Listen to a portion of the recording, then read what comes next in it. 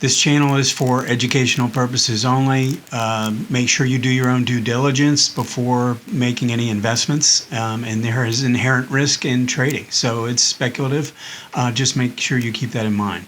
Hi, this is Joe Rabil with Invest Like a Pro. I want to talk about MACD today, and I want to go back and explain why the zero line has so much significance to me and why it can be used to identify areas that are extremely important if you're looking for good trading opportunities. So let's go ahead and get into this example. I want to go straight into the chart because there's a lot to talk about here. So I've got the chart of LIN up. It's a weekly chart. And what I've done, so there's a couple things I've done on this chart. Number one, we've got the MACD down along the bottom scale. The blue line is actually the MACD line. And then this orangish line is the signal line. And that is a 9-period moving average exponential. So the way it's calculated is I'm using the standard 12, 26, 9, 12 being the fast moving average, 26 being the slow moving average. And what the blue line is doing is showing the difference between the 12 exponential and the 26 exponential. That's what this blue line is calculating. So what I've done up above to make it a little easier to understand is the blue line is the 12 exponential moving average, and the reddish line is a 26 period on the weekly chart here is a 26-week exponential moving average. So as these lines start to widen and get farther apart, the blue line will get farther and farther away from the zero line. And if we actually see the blue line cross over the red line to the downside, then you will see the blue line crossing over the zero line. So that's this red line I have drawn across here. That would be the zero line. That's the point where the zero line is where the 12 and 26 exponential moving averages are meeting, meaning they're at the same level at that price. And so what I find really interesting, and if you've read my book, one of the things I talk about in the MACD section is the reverse divergence pattern. And what that means is instead of your standard divergence where MACD is making a higher low when price is making a lower low, what I'm referring to there is where price actually makes a higher low and MACD makes a lower low. And the reason why I'm bringing this up, this tends to be a pattern that you can be on the lookout for near the zero line. And we're going to start, I'll actually start in this section here. Stock makes a move off the low, starts to move up, and then it sort of consolidates sideways. But if you notice, price is actually holding the lows. It's actually making higher bottoms. But if you look at what MACD is doing, it's making lower lows down towards its zero line. So this is a classic zero line reversal pattern, but it's also a reverse divergence pattern.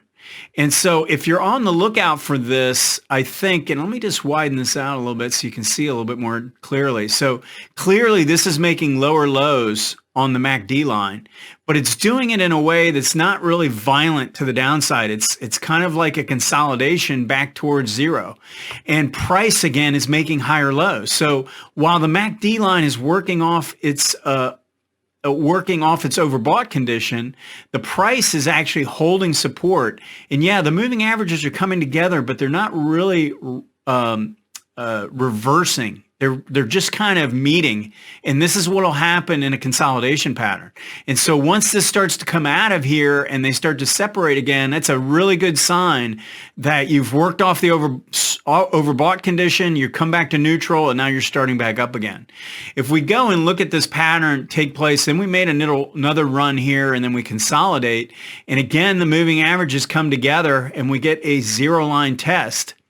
And notice what happens. Again, price is making a higher low, and the MACD is making a lower low.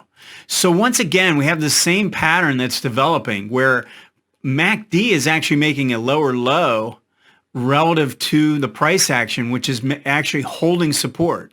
So I look at that as a test of support that's holding, making a higher low while you're working off the overbought condition.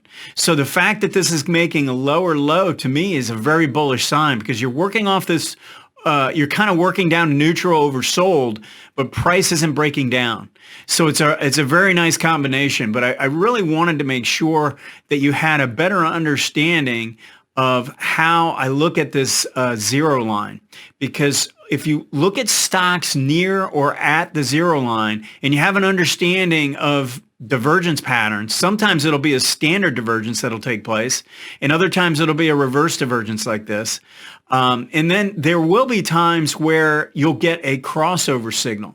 So let's look at this right here, where price is, where the 1226 crosses down to the downside. So the 12 exponential moving average is crossing down through the 26 exponential moving average for the first time in about a year and a half. And that's where the MACD line is crossing down through zero. This is off just a little bit. So anyway, where this is crossing to the downside, and let me just, I want to fix this zero line a little bit so you can see. Now it's right at the zero level. And you can see where the MACD line crossed right as the moving averages were crossing to the downside. So this is a good, I think, a good opportunity to just get a better understanding of how MACD is calculated. Because if we understand what's taking place, then we know we're looking at a shorter moving average crossing down through the longer term moving average. And I don't use that as an operative sell signal. What I do is I like to see how it reacts from there. And if you notice, we got a reversal or a rally back to the zero line, which failed. So this is called a zero line reversal as well. It doesn't have what I would consider to be any kind of a reverse divergence or standard divergence or anything like that, but it's the first time you're crossing down through the zero line in quite some time. So these are the types of things I think you really want to be on the lookout for. If we go back historically and we start to look at some of these areas where either price is crossing the zero, MACD is either crossing the zero line or it's testing out the zero line, they're pretty important levels. And so just get used to being on the lookout for these areas. I personally love this type of look where we're coming down to and holding in a trending pattern, and that happens a couple times here. But learn how to use the MACD zero line in your favor.